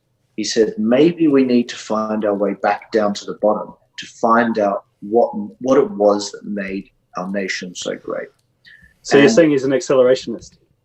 No, he's not an accelerationist. But the point he's making is maybe we needed to go through a bit of genuine pain, unlike the pain that the left claimed to go through, to understand exactly what's going on. And I think we've been doing that. And I think that, there have been a number of predictions I've made about this coronavirus and what it's going to do to our future, because these things are all interconnected. I think conservatism is going to come out on top for many reasons, because it's the truth. And these are tried and tested methods and they work. And whether it be the fall of the European Union, I believe that's just been hastened by now. You know, Brexit put a crack in it, but this coronavirus has completely shattered it. There's going to be some form of conflict with China, whether it's corporate, government, or it's a hot war. There's going to be something. I mean, we already know, you know, corporations have been pulling out. In terms of the family, people have seen the importance of family now more than ever, coming together, helping the community. That's great. That's what we want. Nationalism returning to Europe, of all places, the European Union crumbling. I mean, there's so many principles here where I genuinely think that we're winning. And, you know, I was hoping that Bernie Sanders would win the Democratic nomination so that we had a real fight between capitalism and socialism, a real one, to finally put the nail in the coffin of socialism. But not this time, maybe next time. But I do think we're doing well. Do a beer next time. Yeah, I love your optimistic view of it, and I share it. That you know, this is like, we can't understate the severity of this crisis and just how much it's going to hurt over the coming months. But this is necessary pain. This is the necessary beginning of the end of civilization as we know it. But with that kind of pain, with that kind of collapse, comes great opportunity for the men who are ready for it. And it's on us. And where Jordan Peterson is right, for those who are paying enough attention, is that if we are constantly developing ourselves and increasing our own personal readiness and the readiness of our family, the readiness of our circles of friendship, the readiness of our immediate communities, then we'll be ready to seize the opportunities that are presented to us in this time of crisis. You know, so it's a great time to be alive, because we get to be, you know, we get to be bricklayers on the road to hopefully a better civilization, a better iteration of Western civilization. All my best friends are preppers. Everyone is now, just a bit late. That's awesome. Oh, the toilet paper is back in the supermarkets now, so in case you missed stockpiling it last month, you can just one packet at a time each day. Honestly, everything about that just killed me. I have a friend. He owns his father owns a very significant portion of one of the companies, and I had a conversation with him one time, and I was like, this whole thing is stupid and you know it. And he's like, yep, we have plenty of supply, and it's not going to stop anytime soon. There are very few things that we are a net exporter of. We take care of our own things. This is one of them, and that's what blew my mind. I don't know why people were losing their minds, but they were. It's just pure mimetic madness. Just the madness of crowds was all it was. And it's still there. Douglas Murray, yeah. Yeah, I mean, my and also Girard, Rene Girard on mimesis. Look up mimetic theory sometime and have a read about that. It's fascinating stuff. But yeah, the bog-roll beepaloo, as David dubbed it, I think, it's still going on in some communities. Last time I went out to my local supermarket, the shelves were completely empty around midday of toilet paper. So it's, you know, it's, as always, and this is something we've got to keep in mind, is that this kind of chaos is never evenly distributed. You know, different communities react at different paces. You know, I happen to live in an area that is very unlikely to have police patrolling around and looking for people sitting in their cars. And so business is almost as usual in town. You know, there's just cafes are only open for takeaway, but otherwise people seem to be pretty oblivious to anything going on that's out of the ordinary. And just a few people are walking around in masks. But, you know, whereas in Melbourne, there's a crackdown on watching movies in your car with your mate and a crackdown on sitting in your friend's lounge room. So, yeah, the results of collapse of the ordinary day-to-day life are never evenly distributed. Joel, how many months or years supply of toilet paper did this guy have? Like you said, you know somebody who works in a place where they make it, yeah? It was. I can't say the name of the company, but he actually. Don't divulge. He There'll be a raid. Yeah, you're right. That's why it didn't evolve. Now, like, he managed all the distribution of this company to Coles, so he was he had a good hold on that. But no, I'm sure he had his own supply. I never asked him. You never asked him. What I mean is, like, this company, like, would they have 3 months, 6 months? Yeah. No, like, this is not it's not even. They don't have big supplies in terms of stockpiles. This is why it's such. They produce it fast. This is why it's so stupid. Like, is there going to be a problem in the supply chain of this thing? No, because it's first of all, it's not really organic, and there's not really a lot of people involved in the actual processing. Like, if we were talking about Australia, maybe, I don't know, like a product where, you know, you need a lot of people packaging and people being together, or, you know, making shoes. You'd have to shut the factories down because people are densely packed. But this is not the situation. A lot of it's already automated, and it's all done in Australia. And that's why I just thought it was crazy. It is crazy. What I think we'll see in like 6 months from now, or maybe a year, maybe sooner, who knows? I can't keep up with the timeline of 2020. It's so out of control. But I think in the near future, what we're going to see is a total return in Australia to normal when it comes to toilet paper distribution and supply. People will calm down, but shops like Kmart will start to have major supply problems because of how completely dependent they are on importation from China. And so the things that we don't make here anymore, that people need, are going to potentially get harder or impossible to get unless manufacturing entrepreneurs step up and start producing this. Like, imagine it's not going to be the end of the world, but we take it for granted that any day of the week we can go down to Kmart and spend $80 to $150 and get a new bicycle. That won't be the case anymore. It'll only be the bicycle companies in Australia who are manufacturing. Well, there's a great opportunity there. So, you know, with the change comes awesome opportunity for those who are ready for it. Once upon a time, there was very high quality in the products that were produced, whether they were hammers, swords, everything. And the fall of this sort of happened just before maybe during the French Revolution. Ever since then, it's become about cheap, make things, you know, really quickly, you know, pump them out. But I think we are finding a bit of a pullback to that quality that we used to have. And I think we've seen that a lot in America. I mean, if people are going to make money on the shortages here with China, they're going to make money, you know. And this is what the beautiful thing about the free market. You know, people will look out for themselves. People will find a way, and people are smart. They'll adapt. We have got a super chat over on Entropy from the Versace Cowboy, who says, top left of screen, which is Dave, is Reg without glasses on. Yes, we're the same person. Yeah. It's revealed. And bottom right is Muhammad without a beard. Somebody asked whether you were Australian Meditations. Australian Meditations. We had him on last week, Stephanus. He's based he's Greek. in Melbourne. Yes. You've had a few people complain.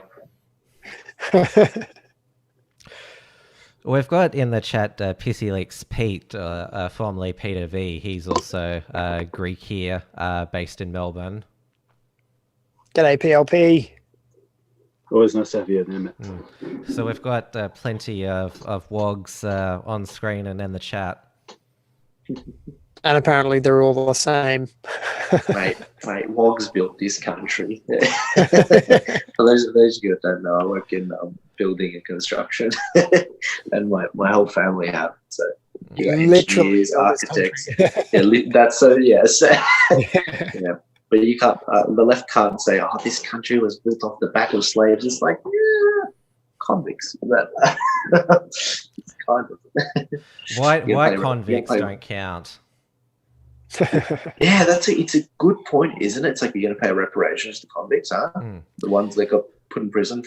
I just want to do a brief segue here, because Federal Parliament sat this week, and part of the reason why the NT has shut its borders, and also WA as well, basically separated into its own nation, and they've subdivided WA into 9 regions, is because they want to protect remote Indigenous communities. They don't want to let the coronavirus get there. And supposedly, if our government was racist and wanted to genocide the Indigenous people, then they wouldn't take such action. Doesn't that make you think? It does. It really does. I love the those arguments. It's just it's fascinating. Though while we're on the subject of federal parliament sitting, because they needed to sit to pass the job keeper scheme, it was a slimmed down parliament, though was that they still had a quorum to pass the legislation. But you mentioned Bill Shorten before, I think it was you, Dave, that he now is taking a tough line against the Chinese. Let me just play you his road trip diary to Canberra. And there's a few... he does some similar things that he's done in the past, albeit he does these things on the road trip better than he's done in the past. Let's have a look. Hi everyone.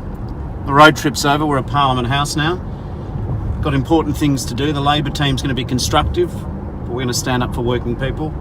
I just want to say, after 660 kilometres, biggest thing I noticed, the trucks, the farmers, the farmer trucks, the food trucks. Want to thank our farmers, want to thank our truck drivers. It means that they've got our back. Thank you very much.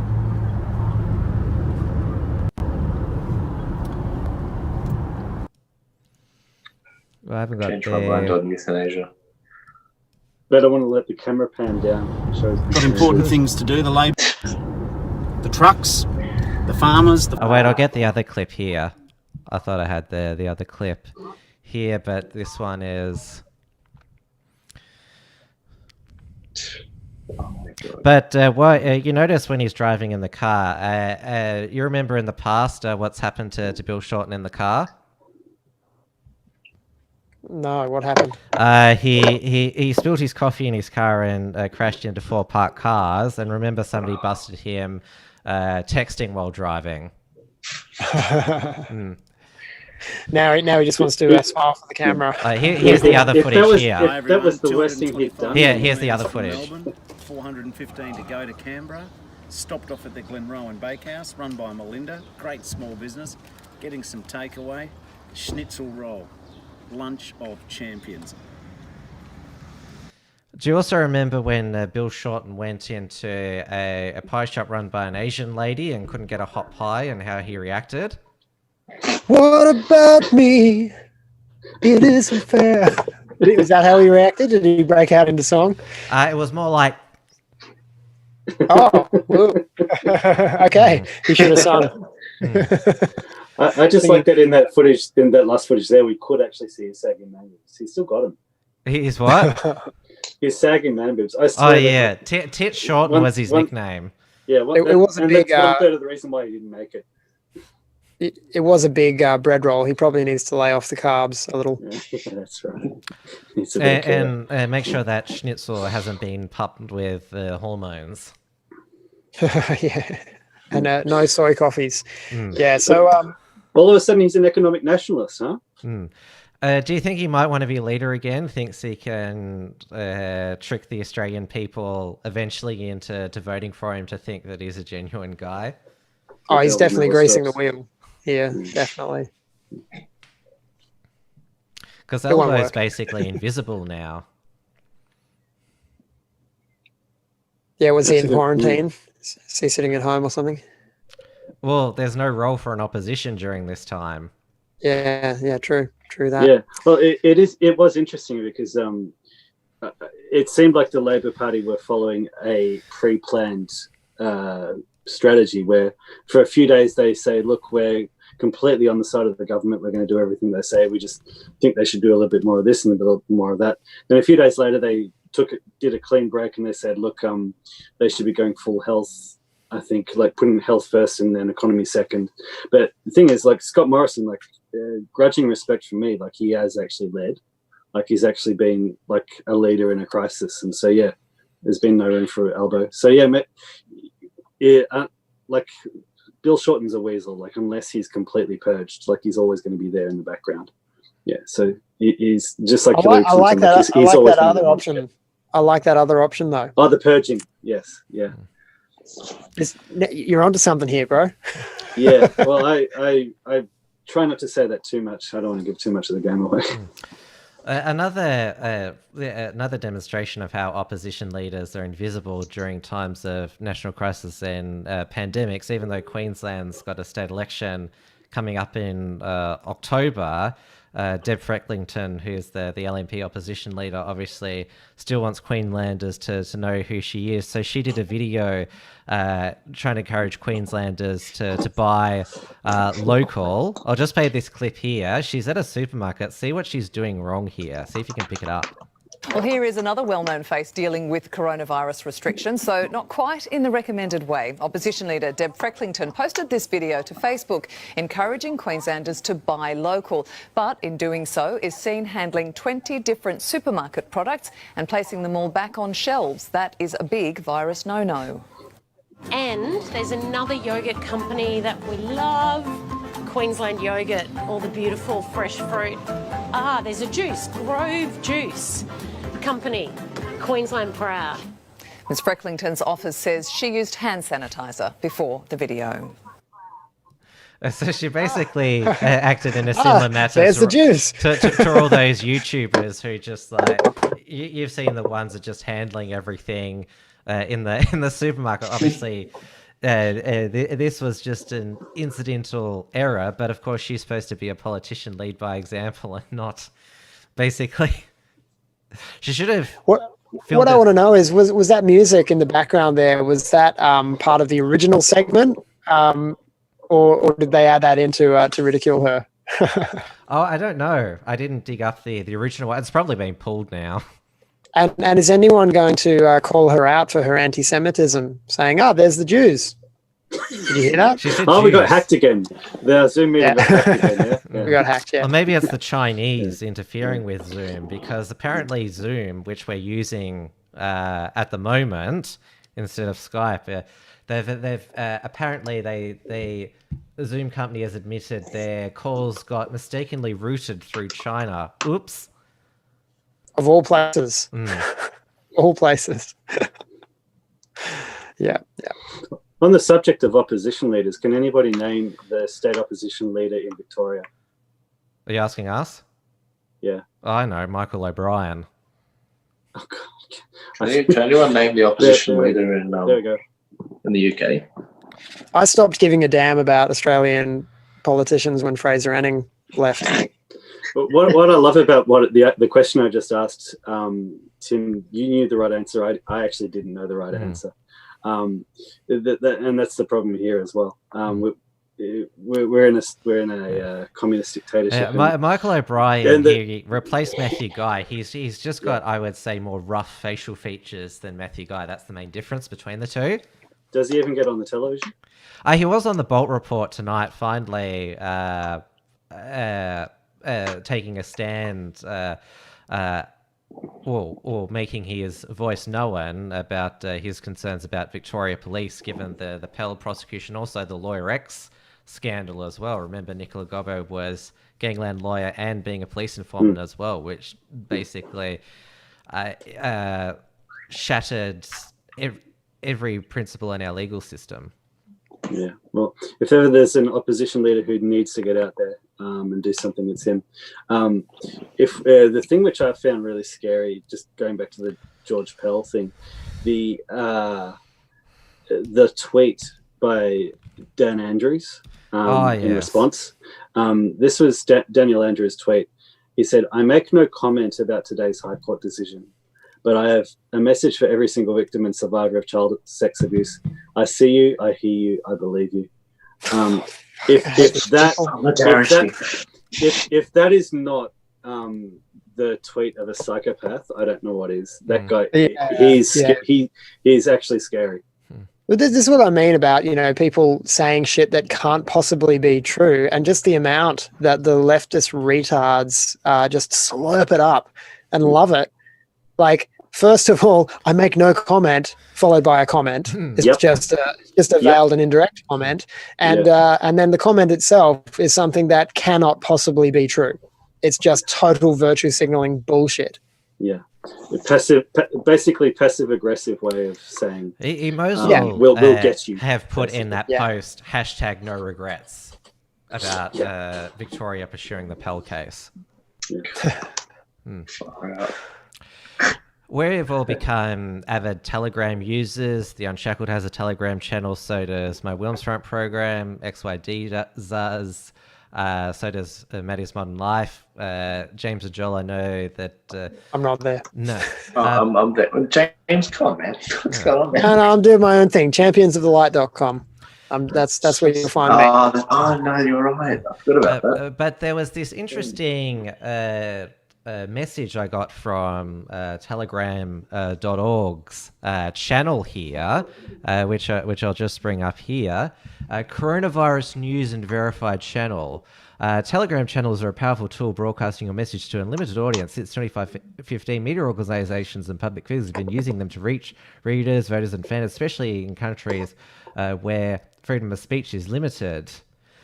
They've announced new verification tools to help users distinguish trustworthy sources from fake news. We're launching a new streamlined verification process. If you have verified accounts on other social media services, and the services that you can get verified from are Facebook, Twitter, Instagram, and YouTube, simply contact our new verified bot to get a verification badge for your channel, group, and a bot.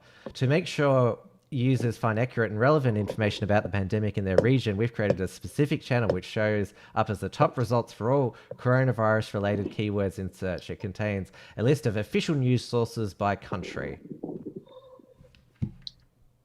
Define official? But is that a sign that now Telegram is cucking and succumbing to mainstream pressure? Because we have to remember they're on the App Store and Google Play as well. Yeah, it seems like, I don't trust any of these open platforms. That's why I've created a closed network. You just got to keep it private. Yeah. And do we trust that Telegram, when they say that's encrypted, it depends what sort of encryption it is, because Telegram stores all its messages on a server, so it can be accessed on desktop, mobile, and tablet. It's not decentralized, so a government body could eventually get its hands on it.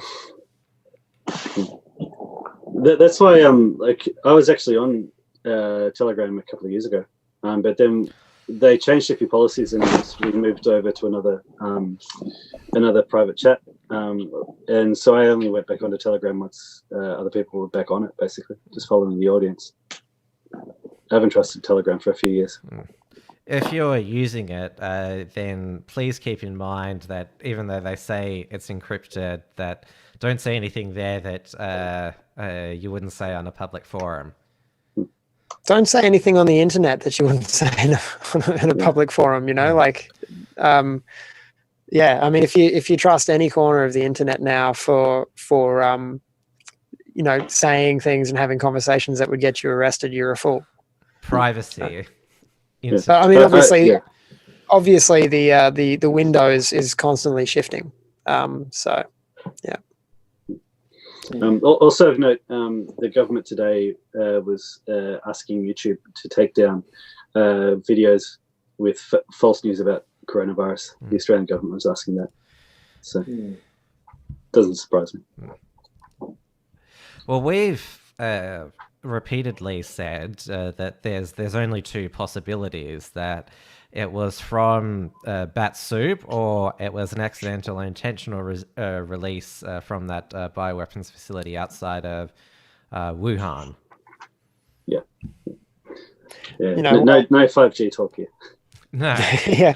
Well, the thing is, it's all about framing, and again, it comes back to maybe this is just the bee in my bonnet today, about people making, declarative statements of truth that they can't possibly know. If you're out there trying to push a particular conspiracy theory or a particular view, or saying it is a bioweapon, then you are lying, because you can't possibly know that. You're just some dude on the internet, and all of us are just some dude on the internet. We don't know. We're not playing at the high levels. We're just guys with opinions, sharing our opinions. And if you frame things properly and just say, well, I've heard this story and this is an interesting take, or one of the possibilities is it might be this, or I believe based on what I've read that it's this. None of those things are lies. None of those things are misleading or going to, trap anyone or lead anyone down the wrong path. People can make their own decisions then. But what the mainstream media are so used to doing, and by watching them for so many years, our culture has become used to using rhetoric to propagandize people and say, we are the official bearers of facts and truth, and here's how it is. And they don't know either. So we don't, I make a really concerted effort in my speech to not lie to people and say that I know things that I don't. I don't know much at all, but I do have opinion. I have beliefs. What we do is we obviously follow the news, do research about topics outside of the mainstream media and Google search. We, of course, don't know that all of the sources are accurate, but we bring you what are the conversations happening in all corners of the web. Yeah, we're just here to help falsify the liars who work in the mainstream media and who propagandize us with their bullshit truth claims. They don't know any more than we do. They just lie. And we're here to just offer, as you say, Tim, just offer other perspectives, shine light into the corners that they don't want light shone into, and help people think for themselves. I mean, ultimately, you can't rely on other people to do the thinking for you. You have to use your own brain, and we're just here to help people do that. David Smith has got an interesting theory here. Bats hide in caves to avoid 5G. That is why they have so many viruses and can survive. Yeah. Well, where Dave Smith is getting at is what Stefan Molyneux has been making the case for. I like the way that you talk about that, James, and because Stefan Molyneux, he never just goes out and goes, it's the Chinese. He makes the case. He says, look, the Chinese have been living very close to each other forever. They've been eating this wild food forever. They're used to eating unsanitary stuff. The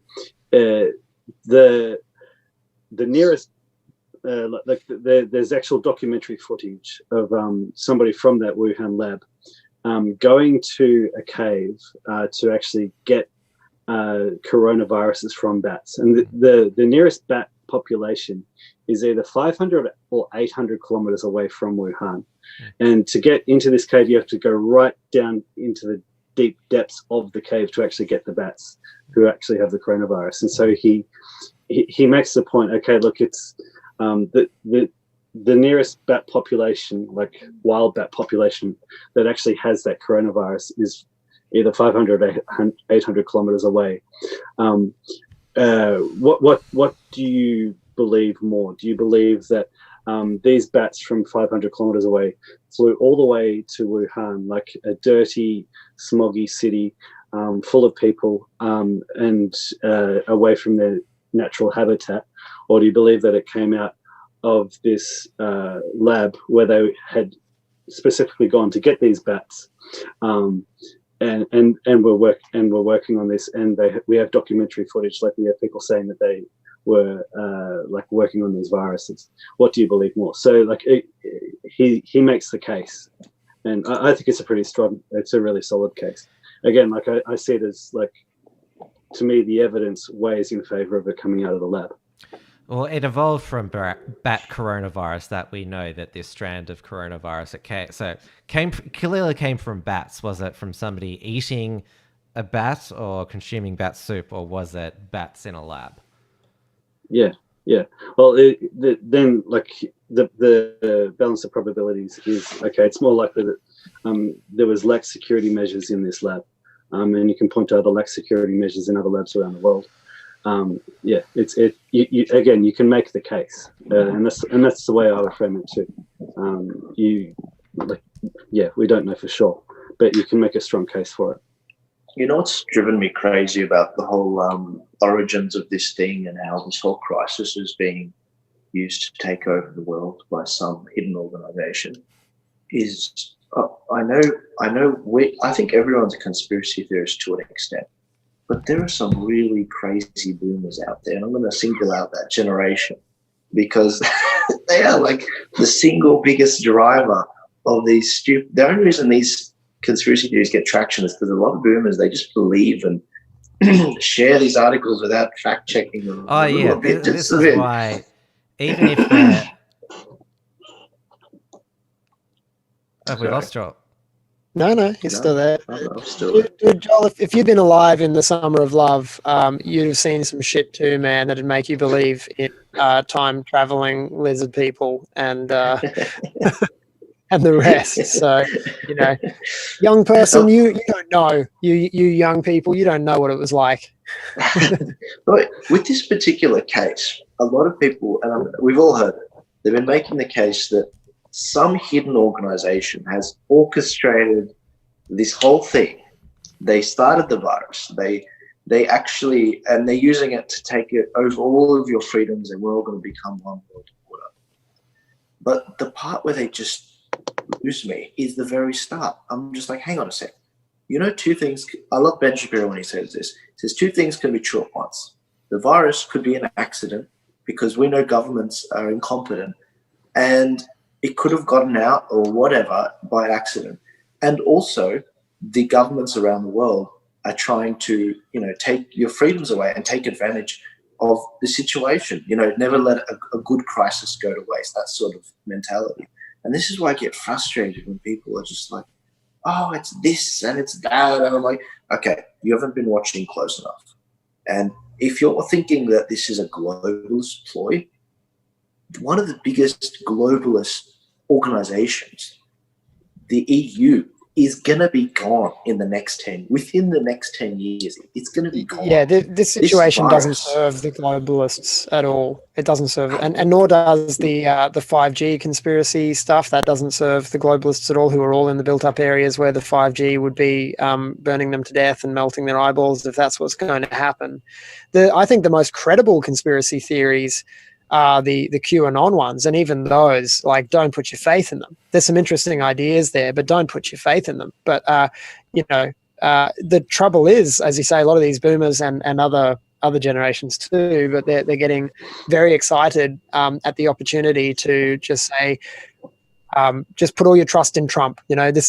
Trump's got it all under control. Actually, this whole thing is a scam and a hoax. There's no virus. And please let me be clear, I'm not stating my views at all. I'm quoting that I've read on the internet. They're saying there's no virus, it's all a scam, but stay at home because Trump is looking out for you and he wants you to be at home while he's sending the military underground into these hundreds of kilometers of networked tunnels where they're keeping all of the sex-trafficked children from Haiti and Saudi Arabia, and he's rescuing them all right now and burning out the secret bunkers, and they're cutting off the adrenochrome supply, which also came from Wuhan, and so all of the vampires in Hollywood and the DC elite are starting to melt in their home prisons, where they all have their tracking bracelets on their ankles because they're actually all under home arrest because of Trump. So just stay at home and trust the plan. Trump's got this, and all will be revealed in time. That's actually a more credible conspiracy theory, I think, than that this is a globalist scam. But it's still not one that I would advise anyone to put their faith in. Yeah, me too. And the biggest debunk I've heard of this is okay, people, you need to pick one of two things.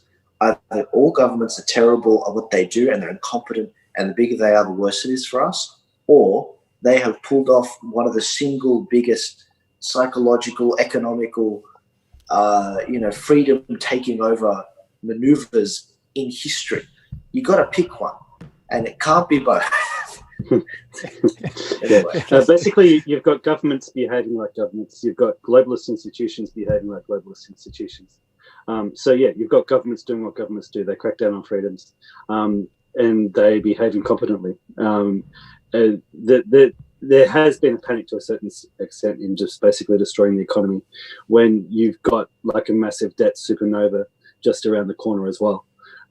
So yeah, the way that they're responding to me tells me that they didn't orchestrate this, because they're basically just they're just pulling everything down. Yeah, absolutely. Well, And I mean, I was just going to say, let's not forget the people getting this virus include, Prince Charles, Boris Johnson, who's in ICU still. It's in ICU, and also the wife of the Canadian Prime Minister. Now, these are not people. These are some of the first people that are pointed to, like, for maybe not the wife of Justin Trudeau, but just people that are seen as the 1%.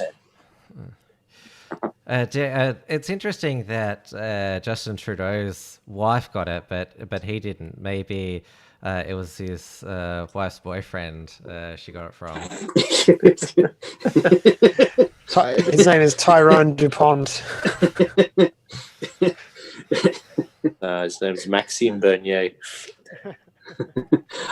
Just responding to Pop Film Co-op, he's put an interesting one here. Again, I don't agree, but it's worth reading out what he said. The Chinese could have easily war-gamed this.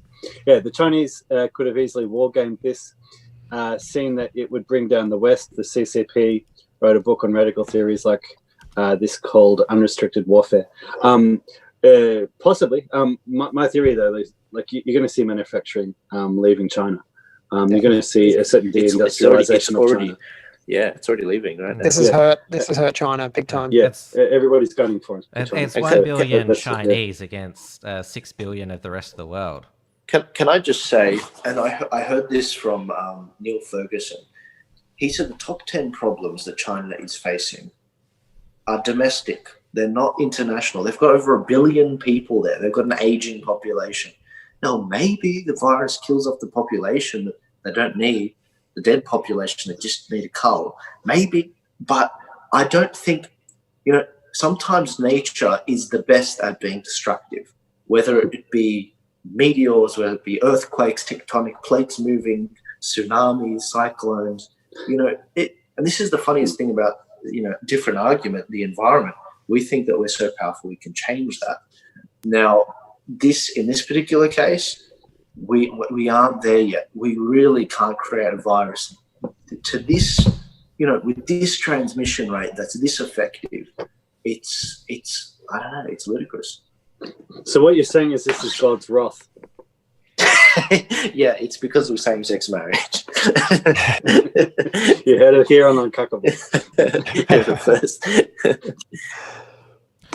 Yeah, I don't know. I think I don't put any limit to the ingenuity of human beings in our eternal quest to become God and in the process destroy ourselves. I don't think there's any limit to the depths of our depravity and what we can create in our self-destructive spiral since the Garden of Eden. So I think this absolutely could have been engineered as a weapon. I'm not saying I know that it was, but it's absolutely a possibility. And if not now, it won't be long before we do come up with such weapons of mass destruction. Yeah, I think we might. We're coming up to 2 hours now. We might wrap it up for tonight. But it's been a cracker of a show, in my opinion. Yes, it's been good. We've covered some ground. Yeah, really good discussion, guys. And I know that you've been streaming pretty much. Well, it's a guessing game. We never know when. I know you've got the scheduled thing on, but whenever you've got something to talk about or a guest, the stream goes up. You haven't got one coming up after this, have you? No, I did my stream earlier today for the day, and I'm looking forward to getting into bed with my wife. So I won't be streaming after this tonight, but I will. I'm going to take obviously the Easter weekend off, so I'll be back Tuesday next week. What I'm probably going to be doing from next week is instead of doing a James Fox Higgins show after Uncuckables, I'll do my Patriarch Hour with Noah immediately after Uncuckables. And then the rest of my streams are going to be daytime from now on, because I'm finding I get a better intersection of my Australian and American audience if I'm doing it at around 1 or 2 p.m. in the afternoon. So I'll be doing a daily daytime show, and then just Thursday nights I'll do Uncuckables and Patriarch Hour. Can I interrupt for a sec? Can I give Pop from Co-op the right of reply, just because we all disagreed with him? He said China is a Ponzi scheme. They have $40 trillion in debt. They have to expand they have to expand, or the regime is over. They have brought the West to its knees. Nobody can go outside. They may have a pathway we don't understand. Yeah, I think Paul's right that that's one of the possibilities. I don't disagree with him at all that this could have been a sort of controlled demolition. And people have pointed out that because it originated in China, they have a head start economically on the rest of the world. I've just before this show come off a Skype catch up with my father who lives in China, and he's reporting to me on the ground that things are beginning to return to normal. Not completely there yet, but while we are sliding down away from normal in the West, certain areas of China are beginning to return to business as usual. It has hurt them, absolutely, but yeah, it could be a controlled demolition and seizing an opportunity to gain an economic advantage. And look how opportunistic they are being in certain ways as the West is beginning to suffer.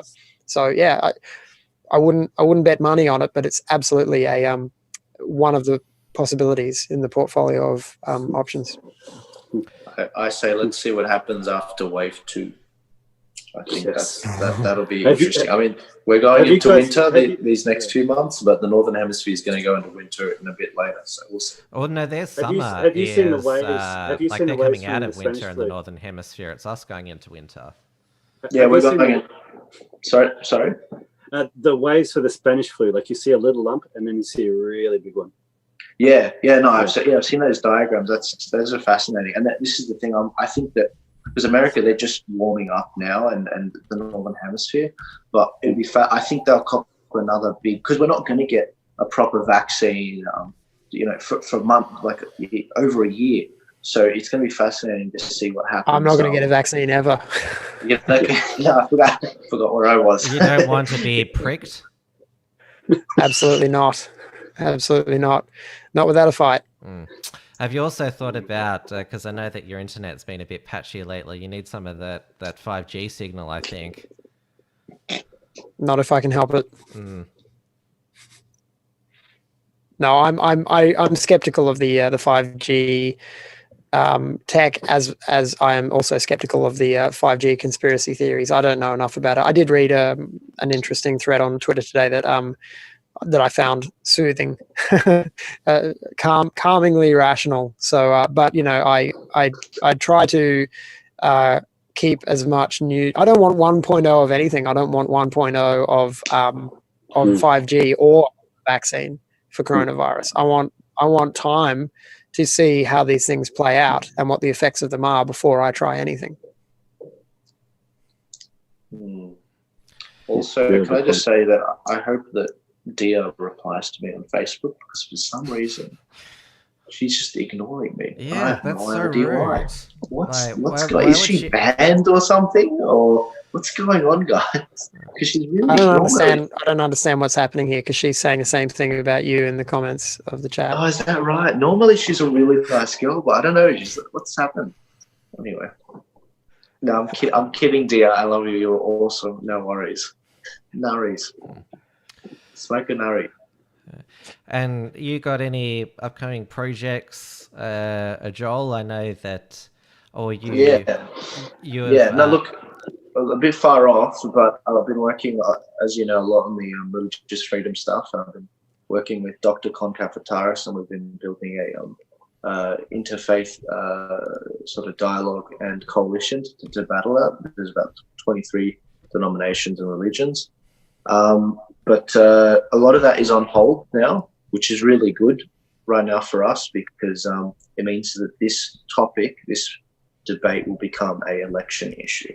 And being under no illusions, the goal of the push for religious freedom is to get a First Amendment for our Constitution. is to have the freedom of conscience, which would actually be better than the American First Amendment. I think that would be really preserve our ability to express ideas and to have that marketplace of ideas live on constitutionally. But look, that's all been put on hold with this coronavirus stuff because it's been so crazy. And Dave, XYZ is going as strong as ever. Yeah, it's been beautiful. We've got a good full audience back. We've got everybody's got a lot of time to write. I've got a lot of time to write, and there's always something. So it's been quite nice. It's been fun putting out some clickbait headlines. I put one out. There was that story last week. I thought it was actually pretty cool. Like there was a guy who believed in some kind of conspiracy theory about one of the medic ships which had docked in Los Angeles. So he hijacked a freight train and tried to crash the freight train into the medic ship. So I put out the headline. I just sort of lied a little bit. I said some guy just tried to crash a freight train into a battleship. I just stretched the truth just a little bit, and I just sort of put a picture of a battleship there, like destroying the freight train. But apart from that, everything's been very serious and like true. That's the only fake news I've done. Do you tag those headlines with satire when you know you're bullshitting? I don't bother anymore. I figure people will figure it out. Yeah. Yeah, and you won't double down if you're caught. Well, I've found I've had a productive week. I've done the full lineup of shows. We did 2 Uncuckables, obviously tonight, and then Tuesday had Reg back, and also Johnny Moore, Melbourne patriot and YouTuber, made his debut. And I did 2 Wilms fronts this week, Monday night, learning about what lockdown is like in Israel. And last night I caught up with Dr. Tanvir Ahmed, who's in a Western Sydney-based psychiatrist. He's regular commentator on television and newspapers. And of course, tomorrow night, round it all out with Trad Tasman Talk, 6 p.m. Melbourne time on the Unshackled YouTube channel. And like you, David XYZ, we've got our full audience back. And also, because I'm at home most of the time now, or only when I go out to get groceries and other essentials, I should add, if the authorities are watching. You're a machine, Tim. Yeah, How are you so prolific? You're just churning out the content. Oh, well, you didn't let me finish. I've uploaded the full Wilms Front archive to rationalrise.tv now. And now doing the Uncuckables and just Trad Tasman Talk to go. So it'll be all up to date soon. Fantastic. What an amazing time to catch up on projects, eh? It has been a very productive time to be forced to stay at home. All right. Thank you, everyone, for watching. Thank you, James, Dave, Joel. Pleasure. Thanks, everyone. Pleasure. Thank you to our audience. Good fun. Good night, everyone. Thanks, Jim. Cheers. Thank you, everybody in the chat.